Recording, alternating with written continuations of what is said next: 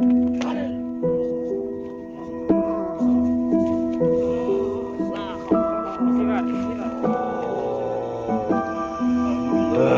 moro.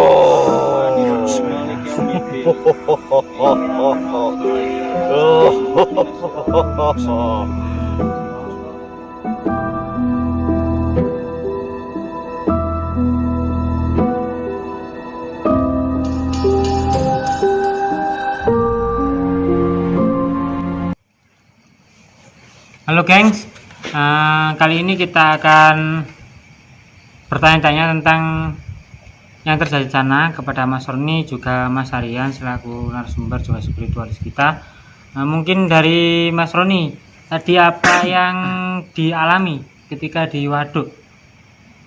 Tiba-tiba kayak kepala saya pusing, Pusing, terus blank gitu aja sudah. blank. Sudah habis itu enggak sadar? Nggak sadar. Enggak sadar apa-apa? Sadar cuma saya tuh kayak digerakin badan saya tuh, kayak dikuasai gitu, saya nggak bisa gerak, Enggak bisa kontrol berarti? terus kontrol Sadar cuma enggak bisa kontrol. Terus mungkin ketika tadi ketika di tengah kita berhenti, nah itu apa yang dilakukan? Tengah berhenti di mana nih, saya lupa.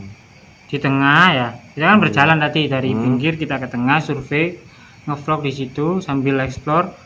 Kemudian kan melakukan ritual apa kira-kira? Itu ritual untuk pemanggilan sebenarnya sih. Pemanggilan. Yang ada di situ cuma saat pemanggilan saya lengah, saya nggak pakai pagar badan, terus saya dihantam dari belakang, terus kepala saya sakit itu aja, langsung mas kontrol. Langsung tadi ya, trans tadi. Oke geng, jadi seperti itu penuturan dari spiritual kita. Ketika kita berada di tengah ya, spiritualis kita mengalami residual energi, pergesekan energi dengan makhluk astral yang ada di sana. Kemudian saat kita kembali mau ke jalan yang satunya, tiba-tiba spiritualis kita mengalami trans. Mungkin dari Mas Aryan bisa apa yang bisa dijelaskan dari hal tersebut? Ya, mungkin saya bisa mengatakan pada saat Mas Roni tadi melaksanakan ritual pemanggilan itu makhluk apa yang digambarkan pada saat pertama, yang seperti sosok orang tapi jalannya itu merangkak masuk ke dalam air, itu yaitu yang pertama kali merasuki itu, yaitu orangnya Yang pertama kali yang pertama kali. Dan setelah tadi kan dua kali ya, yang pertama itu, terus yang kedua kan agak beringas ya. Yang kedua itu memang bisa dibilang adalah pemimpin yang ada di situ, Mungkin jin mungkin. ya, jin fasik yang memimpin makhluk-makhluk yang ada di situ, yang mungkin setiap tahunnya bisa minta yang namanya tumbal dan yang lain sebagainya. Dan memang tadi sempat pada saat setelah pertama kali kerasukan kan sedikit sadar, dan saya ada interaksi dengan satu makhluk sosok perempuan yang ada di rimbunan tumbuhan tadi ya. Komunikasi tadi. Iya. Jadi dia minta tumbal, tapi saya nggak ngasih.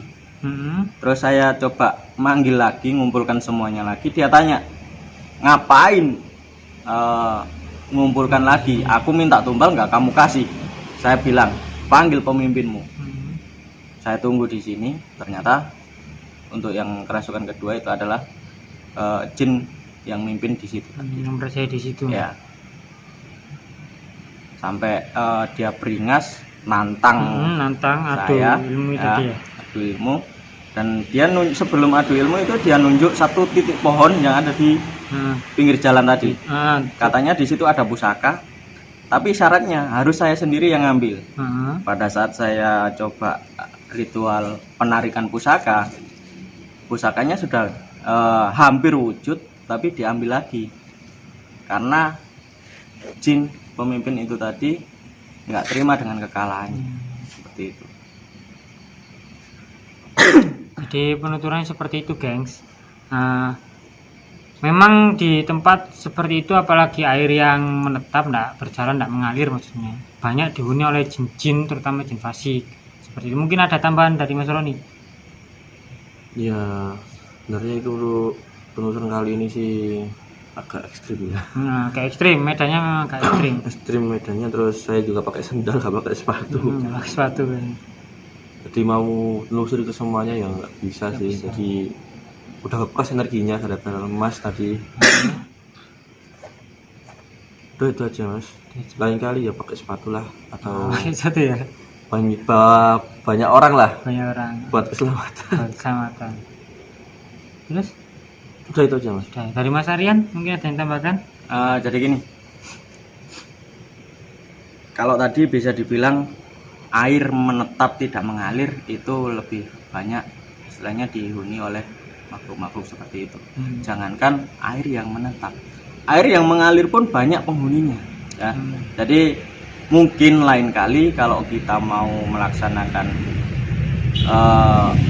syuting atau kita ngobrol itu mungkin alangkah lebih baiknya masing-masing anggota kita bekali dengan minimal lah istilahnya pakar diri, kita asah pakar diri kita masing-masing dulu biar tidak ada kejadian-kejadian yang tidak kita inginkan seperti tadi. Untuk safety-nya juga mungkin next dilengkapi lagi.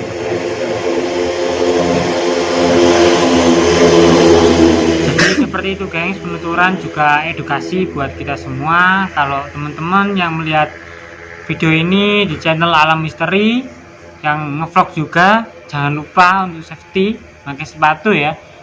Terus senter jangan lupa, juga untuk ilmunya biasa agar tidak terjadi hal-hal yang tidak diinginkan seperti itu ya. Paling penting itu safety-nya dan penerangan, karena kita nggak tahu, tidak, karena suatu tempat itu nggak selalu ada makhluk yang tak kasat mata, tapi makhluk yang kayak hewan kayak apa itu mungkin juga lebih banyak gitu. Seperti di penuturan yang sebelum-sebelumnya. Oke, sudah ya. Oke geng, jadi penuturan di waduk di tempatnya di perbatasan antara Mojokerto dan Jombang kali ini kita sudahi dulu karena ada hal yang tidak kita inginkan terjadi selama proses syuting. Sebenarnya masih berlanjut gengs, tapi karena tim kita sudah tidak tidak mumpuni dalam hal tenaga, kita akhirnya memutuskan untuk menyudahi sampai di sini dulu. Untuk kalian yang ingin tempatnya dihadiri oleh tim Alam Misteri, komen di bawah. Jangan lupa like, komen, share, dan subscribe. Kami dari tim Alam Misteri mohon pamit diri. Wassalamualaikum warahmatullahi wabarakatuh.